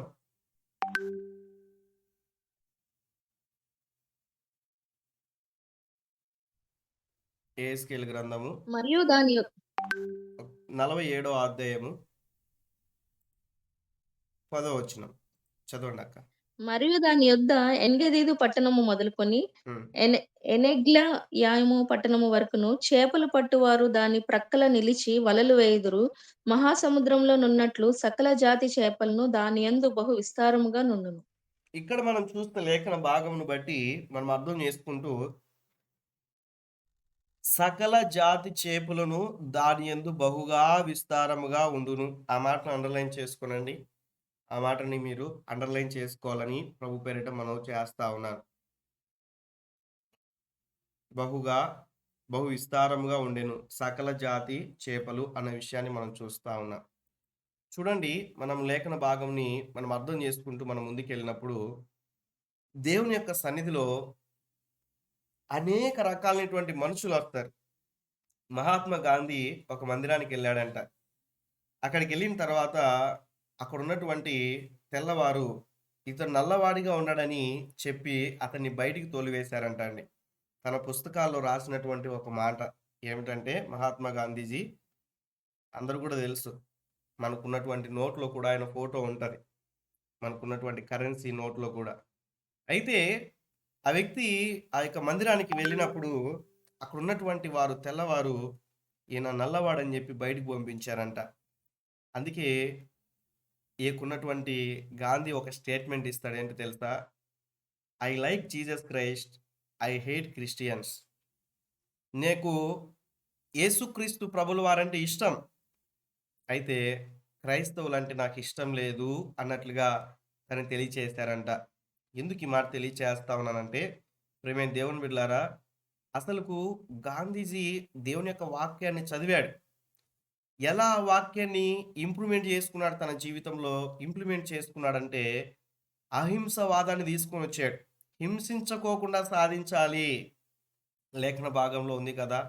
లేఖన భాగంను ఆధారం చేసుకొని ఇంకా ఒక చెంప మీద కొడితే ఇంకొక చెంపను చూయించాలన్నట్లుగా ఇవన్నీ కూడా దేవుని యొక్క వాక్యంలో నుంచి తీసుకొని తన జీవితంలోనికి తను అప్లై చేసుకున్నాడు. ఈ విషయాన్ని జ్ఞాపకం చేసుకోవాలి. తన జీవితంలోనికి తను అప్లై చేసుకున్నాడు. ఈరోజు ఆధ్యాత్మిక జీవితంలో మనం చూస్తూ మనం ముందుకు వెళ్ళినట్లయితే ఈ మూల పాఠంలో మనం నేర్చుకునేటువంటి యొక్క 3వ మాటలో ఉన్నటువంటి సత్యాన్ని మనం గ్రహిస్తే, సమాధానము కలిగి ఐక్యత కలిగి ఉండేటువంటి స్వభావం మన జీవితాల్లో ఉండాలి అన్న విషయాన్ని మనం చూస్తూ ఉన్నాం. ఎప్పుడు మన జీవితాల్లో సమాధానం కలుగుతుంది? లేఖన భాగాల్లో మనం చూస్తే సఖ్యమైతే అన్న విషయాన్ని ప్రారంభించి సమస్త మనుషులతో సమాధానం కలిగి ఉండమని దేవుని యొక్క వాక్యం సెలవిస్తున్నది కదా. అలానే లేఖన భాగాల్ని మనం పరిశీలించుకుంటూ మనం ముందుకెళ్ళినట్లయితే దేవుని యొక్క సన్నిధిలో 133వ కీర్తన 1వ వచనంలో, సహోదరులు ఐక్యత కలిగి నివసిస్తే ఎంత మేలు ఎంత మనోహరము అన్న విషయాన్ని కూడా మనం చూస్తూ ఉన్నాం. అపోస్తుల కార్యములు 12వ అధ్యాయము 15వ వచనంలో కూడా మనం చూస్తే సంఘమైతే అత్యాసక్తితో ప్రార్థన చేస్తూ ఉన్నారంట. ఈరోజు ప్రార్థన అంటే ఆసక్తి లేదు ప్రజలకి, జ్ఞాపకం చేసుకోవాలి. దేవుని సన్నిధి అంటే ఆసక్తి లేదు. ఒకానొక సమయంలో పాత నిబంధనలో ఉన్నటువంటి ఆరాధన క్రమం చూస్తే ఎప్పుడంటే వాళ్ళు దేవుని సన్నిధికి వెళ్ళడానికి వీల్లేదు. ఆలోచన చేయాలి. ప్రత్యక్షపు గుడారంలో జరిగినటువంటి సంఘటనలు మనం ఆలోచన చేసినప్పుడు ఈరోజు దేవుడు మనకు స్వేచ్ఛనివ్వలేదా? దేవుడు కృపనివ్వలేదా? ఎప్పుడైనా కూడా మనం ఆయన ఆరాధించడానికి దేవుడు సమయం ఇచ్చి ఉంటున్నాడు అన్న విషయాన్ని జ్ఞాపకం చేసుకోవాలి. కాబట్టి ప్రియమైన దేవుని బిడ్డలారా, మనం సమాధానం కలిగి ఉండాలి.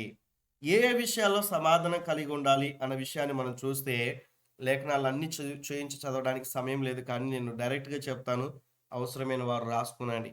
ఏంటంటే, మొట్టమొదటిగా దేవునితో సమాధానం కలిగి ఉండాలి. మొట్టమొదటిగా దేవునితో సమాధానం కలిగి ఉండాలి. ఇది చాలా ప్రాముఖ్యమైనటువంటి విషయం. కుటుంబంలో భార్య భర్తలు సమాధానం కలిగి ఉంటారు. సేవకునితో సేవకురాలతో సమాధానం కలిగి ఉంటారు. విశ్వాసులతో కూడా సమాధానం కలిగి ఉంటారు. అయితే దేవునితో సమాధానం ఉండదు కొంతమంది జీవితాల్లో. జ్ఞాపకం చేసుకోవాలి. మొట్టమొదటి విషయం, నీకు దేవునికి సమాధానం ఉందా? జ్ఞాపకం చేసుకోవాలి. ఒక వ్యక్తి ఎప్పుడు సమాధానాన్ని కోల్పోతారండి? చెప్తారా ఎవరైనా? ఒక వ్యక్తి ఎప్పుడు సమాధానం కోల్పోతారు? భార్య భర్తలు కావచ్చు, సేవకులు విశ్వాసులు కావచ్చు, లేకుంటే ఇక్కడ ఉన్న గ్రూపులో వాళ్ళు కావచ్చు, ఎప్పుడు సమాధానం కోల్పోతారు? త్వరగా చెప్తే నేను కొంచెం ముందుకెళ్ళి ప్రేయర్ చేస్తాను. ఇద్దరి మధ్యలో గొడవ జరిగినప్పుడు సమాధానాన్ని కోల్పోతాం. ఇద్దరి భార్యాభర్తలు మధ్యలో గొడవ జరిగినప్పుడు, ఇద్దరి మధ్యలో అసమాధానం జరిగినప్పుడు ఏమైపోతుంది అక్కడ? సమాధానం అనేటువంటిది కోల్పోతారు. ఇంకా చెప్తారా ఎవరైనా? మాట్లాడాలి. వాక్యంలో సీయోనులో మౌనంగా ఉండుట నిన్ను స్తుతించుటే కదా అన్నట్లుగా మౌనంగా ఉన్నారు అందరూ. ఆయన స్తుతించినట్లేలే అన్నట్లుగా. అవునా అండి? అవతల వాళ్ళు మనతోని కోపంగా, దుడుకుగా ప్రవర్తించినా, లేదంటే మనతో యుద్ధాలు ప్రకటిద్దామన్నా మనం ప్రేమతో పోవాలి. Very good. ఎప్పుడు మన జీవితంలో సమాధానం కలుగుతుంది? యోబు గ్రంథము 22వ అధ్యాయం 21వ వచనంలో ఉన్న మాట మనం చూస్తే 22వ అధ్యాయం 21వ వచనంలో, ఆయనతో సహవాసము చేసిన ఎడల నీకు సమాధానము కలుగును. ఎప్పుడు మనకు సమాధానం కలుగుతుంది? అలాగున నీకు మేలు కలుగును అన్న విషయం కూడా రాయబడి ఉంది. అయితే యోబు గ్రంథం 22వ అధ్యాయం 21వ వచనంలో ఆయనతో మనం సహవాసం చేసినప్పుడు మన జీవితాల్లో సమాధానం ఉంటది. ఎవరికి? ఆయనకు, మనకు సమాధానం ఉంటది. అలానే ఇతరులతో కూడా సమాధానం ఉంటది అన్న విషయాన్ని జ్ఞాపకం చేసుకోవాలి.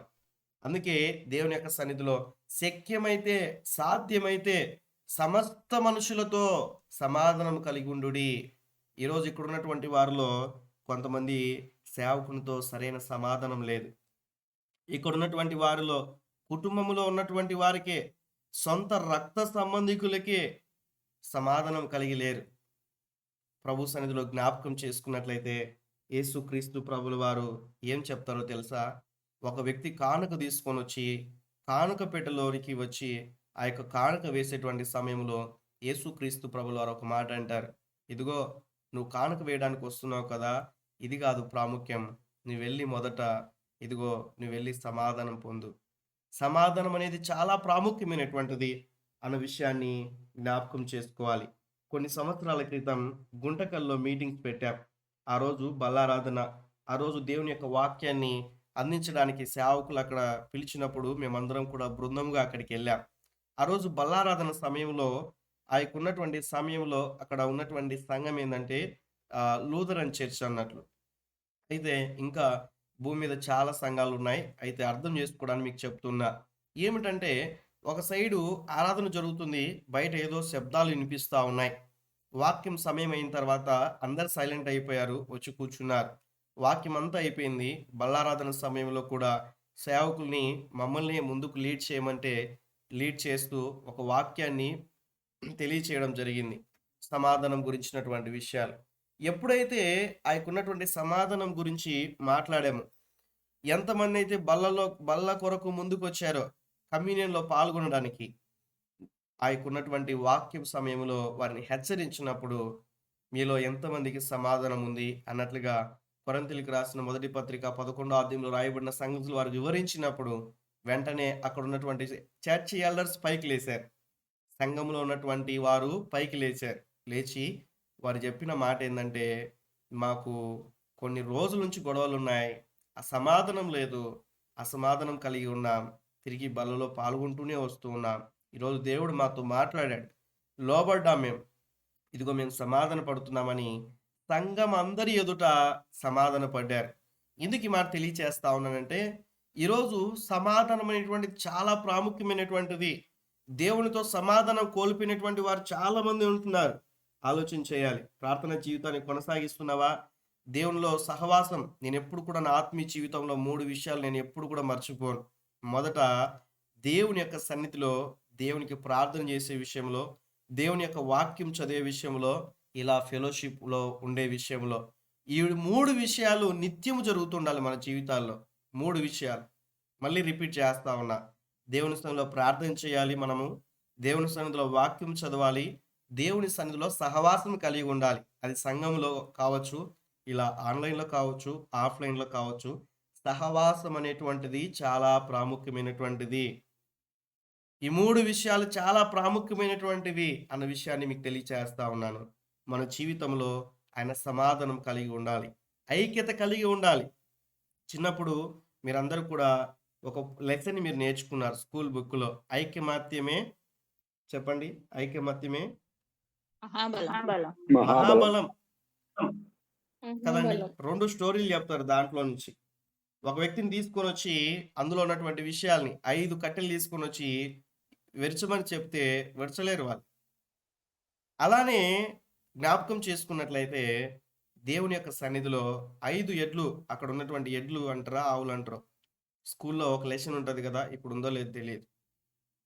సింహం వస్తున్నటువంటి సమయంలో అన్నీ కూడా కలుసుకొని ఎదిరించినప్పుడు అది పారిపోతది. వాటి గొడవైనప్పుడు ఒక్కొక్క దాన్నొచ్చి ఒక్కొక్క రోజు తినివేస్తా ఉంటాయి. చూస్తూ ఉంటాయి గానీ సహకరించవు. ఐకమత్యంగా లేవు. చివరికి ఒకదానికొకటి అన్నీ కూడా తినేస్తదది. అలానే ఒక పొయ్యిలో ఇప్పుడంతా కూడా గ్యాస్ స్టవ్ వచ్చింది కదా! ఒక పొయ్యిలో ఒక కట్టె పెట్టినప్పుడు ఆ కట్టె ఒక్కటే ఉన్నట్లయితే అది మండుతూ ఆరిపోతది. అలానే 5 కట్టెలు లేకుంటే 2, 3 కలిసి ఉన్నప్పుడు అది మండుతా ఉంటది. విశ్వాసి కూడా ఎప్పుడు కూడా ఐక్యమత్యముగా ఉంటూ మండుచూ ఉండాలి. ఈ విషయాన్ని జ్ఞాపకం చేసుకోవాలి. సహవాసంలో ఉన్నప్పుడే మండుతారు. ఇండివిడ్యువల్‌గా ఉన్నప్పుడు మండరు. కొంతమంది సేవకులు కలవరు. కొంతమంది విశ్వాసులు కలవరు. ఈ విషయాన్ని జ్ఞాపకం చేసుకోవాలి. ఒకరికొకరు ప్రోత్సహించుకోరు. సహవాసంలో ఉండరు. ఇలాంటి పరిస్థితి కలిగి ఉంటారు. అలా ఉండకూడదు. కాబట్టి సమాధానము కలిగి, ఐక్యత కలిగి ఉండాలన్న విషయాన్ని తెలియచేస్తా ఉన్నాను. కాబట్టి ప్రియమైన దేవుని బిడ్డలారా, దేవుని యొక్క సన్నిధిలో అత్యాసక్తి కలిగి మనం ప్రభు సన్నిధిలో ఐక్యత కలిగి మనం జీవించినప్పుడు ప్రభువుతో మొట్టమొదటిగా సహవాసం ఉండాలి దేవునితో. ఈ విషయాన్ని ఆపివేశాను కదా! దేవునితో మొట్టమొదటిగా సమాధానం కలిగి ఉండాలి. రెండవదిగా ఏంటంటే సేవకునితో, సేవకురానితో సమాధానం కలిగి ఉండాలి. సేవకునితో, సేవకురాలితో సమాధానం కలిగి ఉండాలి. మూడవదిగా మనకున్నటువంటి కుటుంబస్తులు భార్యాభర్తలు కావచ్చు, పిల్లలు కావచ్చు, ఇరుగు పొరుగు వారు కావచ్చు, అందరూ ఎవరైనా కూడా కావచ్చు. అందరితో కూడా సమాధానం కలిగి ఉండాలి. మొట్టమొదటిగా దేవునితో సమాధానం కలిగి ఉండాలి. సేవకునితో, సేవకురాలతో సమాధానం కలిగి ఉండాలి.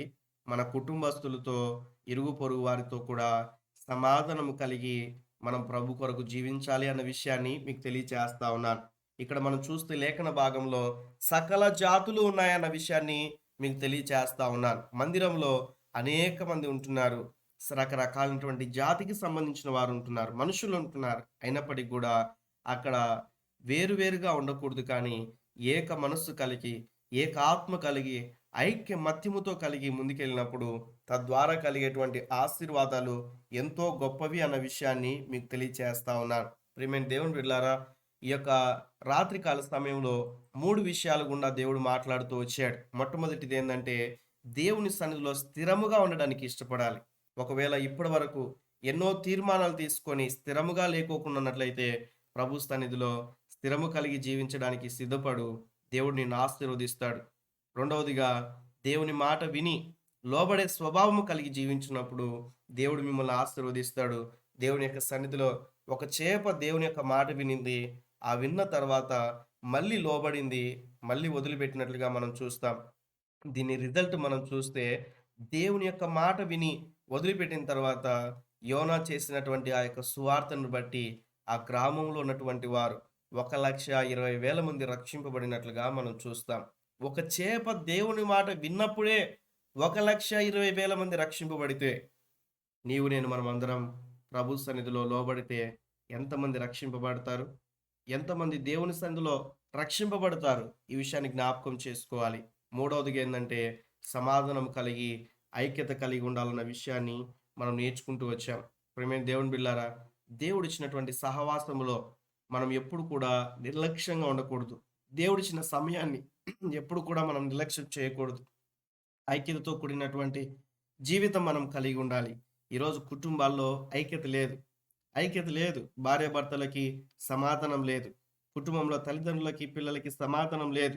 ఎంతో ఆస్తులు ఉంటున్నాయి. ఎంతో ఉద్యోగాలు, గవర్నమెంట్ జాబ్స్ ఉంటున్నాయి. సంపాదించడానికి సంపాదన ఎంతో ఉంది.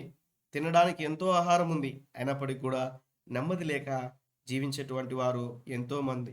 కాబట్టి దేవుడు మాట్లాడుతున్నట్లుగా ప్రభు సన్నిధిలో లేఖన భాగాన్ని అర్థం చేసుకుంటూ సమాధానము కలిగి, ఐక్యత కలిగి జీవించినప్పుడు తద్వారా దేవుడు ఎంతగానో మహిమ తెచ్చుకుంటాడన్న విషయాన్ని జ్ఞాపకం చేస్తూ ఉంటున్నాను. కాబట్టి ప్రియమైన దేవుని బిడ్డలారా, ఈ 3 విషయాల ద్వారా దేవుడు మీ జీవితాల్లో ఈ దినాన దేవుడు మనతో మాట్లాడిన విధానం బట్టి ఈ విత్తబడిన వాక్యం మన జీవితాల్లో ఫలభరితముగా దేవుడు మార్చునుగాక. ఆమేన్. అందరూ ఆమేన్ చెప్పండి. ఆమేన్.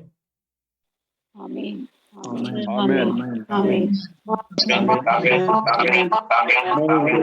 కొన్ని ప్రశ్నలు ఆమేన్. అడగచ్చా? ఏమనుకోకుంటే 2 నిమిషాలు అందరు మ్యూట్ చేయండి. ప్రశ్నలు అడగవచ్చా? వల దేనికి సాదృశ్యం? సంఘముకు వెరీ గుడ్. చేపలు దేనికి సాదృశ్యం? ఆత్మలు నీళ్ళు దేనికి సాదృశ్యం? వాక్యం వెరీ గుడ్. మొదటి విషయం ఏ చేప గురించి నేర్చుకున్నాం?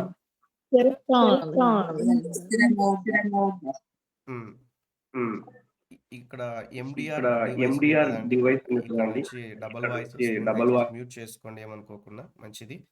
మీరు అలానే మీరు సమాధానం చెప్పొచ్చు, దేవుడు వింటూ ఉంటాడు. ఓకే. మొదటి విషయాన్ని ఏం నేర్చుకున్నారు? స్థిరత్వం గురించి. స్థిరత్వం కలిగి ఉండాలి. ఏ విషయాల్లో స్థిరత్వం కలిగి ఉండాలి? త్వరగా.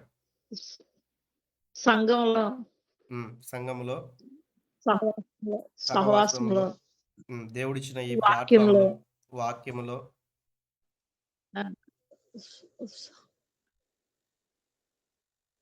చెప్పారు. స్థిరత్వం కలిగి అన్ని విషయాల్లో స్థిరంగా ఉండాలి. మంచిది. ఇంకా కొన్ని విషయాలు చెప్పారు, సమయం అవుతుంది కాబట్టి మంచిది. రెండో విషయాన్ని ఏం నేర్చుకున్నారు? లోబడి ఉండడం. లోబడి ఉండడం. Very good. దేవునికి లోబడి ఉండడం. ఎవరు లోబడ్డారు? చేప లోబడింది. లోబడిన విధానం బట్టి ఏం జరిగాయి? దేవుని కార్యాలు జరిగాయి. 1,20,000 మంది రక్షింపబడ్డారు. లోబడకపోతే కలిగిన నష్టం ఏంటి? త్వరగా చెప్దాం. జీవం సమృద్ధి పోగొట్టుకుంటాం.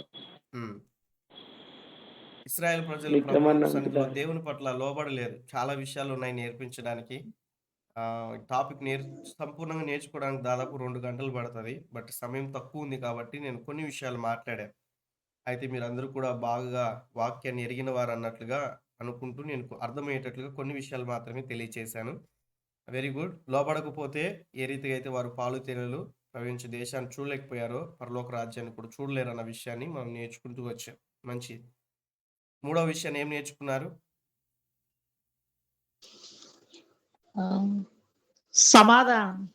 సమాధానం కలిగి సేవకులతోనూ కుటుంబంలోను మొట్టమొదటిగా ఎవరితో సమాధానం కలిగి ఉండాలి? దేవునితో. రెండవదిగా ఇరుగు పొరుగు వారితో. రెండవదిగా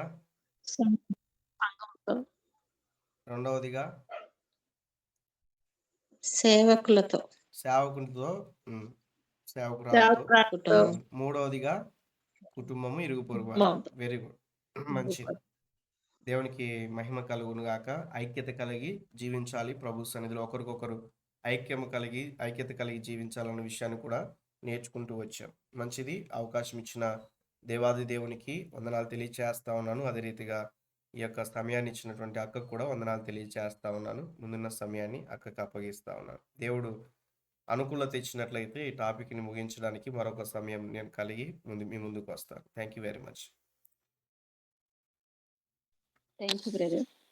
చాలా మంచి వర్తమానం, ఆత్మీయహారం అందించారు. Thank you brother. God bless you. మీటి తరపున మీకు మా హృదయపూర్వక వందనాలు. Thank you brother. దేవుని బిడ్డలమైన మనము ఆయనలో స్థిరమైన జీవితం కలిగి ఉండాలని ప్రభు కోరుతూ మన నుండి ఆశిస్తున్నారు. ఆయనతో సహవాసములో, వాక్యాన్ని ధ్యానించడంలో, విశ్వాసములో, నిత్యము ప్రార్థించడంలో, ఆయన రాకడ కొరకు ఎదురు చూసే స్థిరమైన విశ్వాసం కలిగి ఉందాము. ఆయన మాట విని ఆయనకు లోబడి జీవించినప్పుడు మనం ఎన్నో దీవెనలు, ఆశీర్వాదములు పొందుకోగలము. ఆయన మాటకు లోపడకపోతే పరిస్థితులు ఎలా ఉంటాయో మనకు తెలుసు. కనుక మనలో ఆయనకి ఇష్టం లేనివి, ఆయన అసహించుకునేవి మనలో ఏమైనా ఉన్నట్లయితే ప్రార్థించి ఆయన బ్రతిమాలుకుని వాటిని విడిచిపెట్టే వారముగా ఉందాము. లోబడిని పిల్లలకు కలిగే శ్రమను మనం ఆ శ్రమను కొని తెచ్చుకోకుండా ప్రభు సహాయం చేయనుగాక. అలాగే సమాధానం కలిగి ఉందాము. ముఖ్యంగా దేవునితో సమాధానం కలిగి ఉందాము. ఆయనతో సహవాసము మనకు సమాధానము మేలు. సహోదరుల ఐక్యత కలిగి ఉందాము. మన సంఘాలలో కుటుంబాల్లో ఐక్యత కలిగి ఉందాము. దేవుని దీవెనలు పొందుకుందాము. చెప్పబడిన వాక్యం కొరకు, అలాగే బ్రదర్ చేస్తున్న పరిచర్య కొరకు, వారి కుటుంబం కొరకు, వారి ఆరోగ్యం కొరకు ఎవరైనా ప్రేరేపించబడినారో అక్కడ ప్రార్థన చేయమన్నా. తర్వాత చివరి ప్రార్థన చేసి ముగించుకున్నాం. వాక్యం కొరకు, బ్రదర్ చేసిన పరిచర్య కొరకు ఎవరైనా ప్రేరేపించబడినారో అక్కడ ప్రార్థన చేయండి.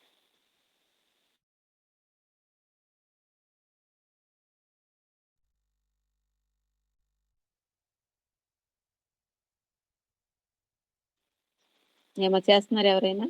సమయం అవుతుంది, త్వరగా ముగించుకుందాం.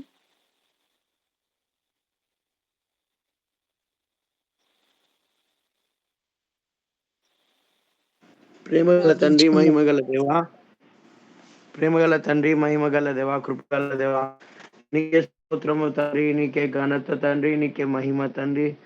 ఈ రాత్రి సమయంలో దేవా, ఈ నోవహు కాలము సమయంలో తండ్రి, ఈ సోదమన్ గుమ్రా కాలంలో తండ్రి దేవా, మీరు ఇజ్రాయెల్ ప్రజలను ఎలా అయితే కాపాడారో తండ్రి దేవా, అటువంటి కృప కాపుదల మా పైన, మా పిల్లల పైన, ఈ దేశం పైన, ప్రపంచంలో ఉన్న అందరికీ అందరి సహవాసులకి మీరు తోడై ఉండండి తండ్రి దేవా.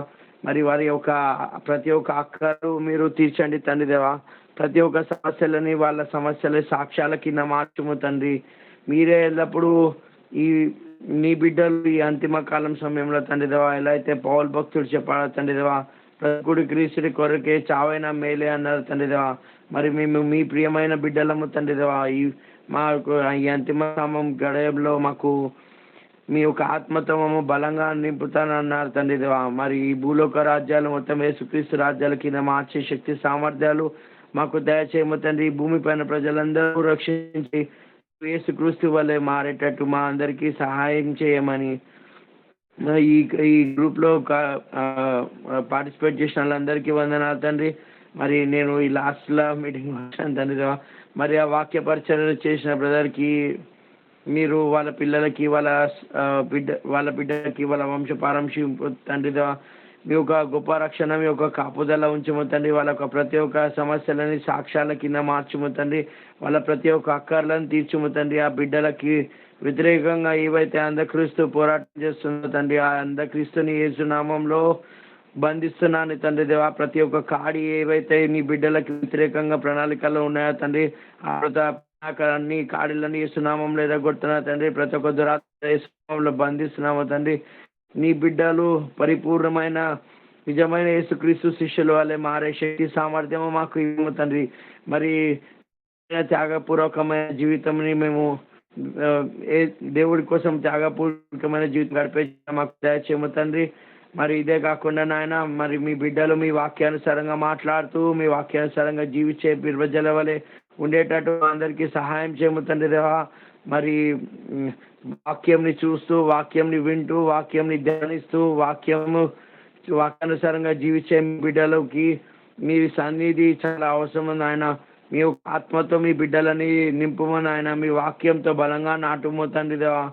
మరి మంచి విత్తనం మంచి ఫలం ఇస్తుంది తండ్రి. మరి మీ బిడ్డలు మీ యొక్క చిత్తాన్ని ఈ భూమి పైన పూర్తి చేసేవారుగా తండ్రి దేవా. మీరు మీ బిడ్డలని మీ యొక్క శక్తి సామర్థ్యాలు వాళ్ళకి దయచేయము తండ్రి. ఆ బిడ్డలకి చదువు విషయాలు అన్ని విషయాల్లో తండ్రి దేవా మీరే జయ జీవితం ప్రసాదించు తండ్రి. మీ బిడ్డలు మీ యొక్క యేసుక్రీస్తు శరీరము వలె రక్తము మాకు అన్ని రంగాలలో మాకు జయం ప్రసాదించుము తండ్రి. మీ బిడ్డలు సదాకాలము మేము మీ యందు, మీరు మా యందు ఏక శరీరం ఉండేట్టు సహాయం మా ప్రియమైన తండ్రి అయిన యేసుక్రీస్తు ఘనమైన మహిమగల నామంలో amen. Amen, amen. Thank you brother. ప్రార్థించిన శ్రీనివాస్ బ్రదర్ గారికి నా హృదయపూర్వక వందనాలు. Thank you brother. God bless you. మరి చివరి ప్రార్థన చేసుకుందామా? ప్రారంభ ప్రార్థన ఇంతవరకు కూడా ప్రభు మరి ఆయన అధ్యక్షత వహించి చాలా చక్కగా మరి నడిపించారు. ఎటువంటి ఆటంకములు లేకుండా ప్రభు చక్కగా నడిపించినందుకు ఆయనకి కృతజ్ఞతలు తెలియజేస్తూ, వీటిలో ఉన్న ప్రతి ఒక్కరిని ఆ ప్రభు మరి ఆత్మీయ మేలుతో దీవెనతో నింపును గాక. చివరి ప్రార్థన కృతజ్ఞతగా చివరి ప్రార్థన చేసుకుందాం. తర్వాత రాజేష్ బ్రదర్ ఆశీర్వదిస్తారు. చేస్తారమ్మా ఫ్లారెన్స్ సిస్టర్ చివరి ప్రార్థన? చేస్తాను. చేయండి.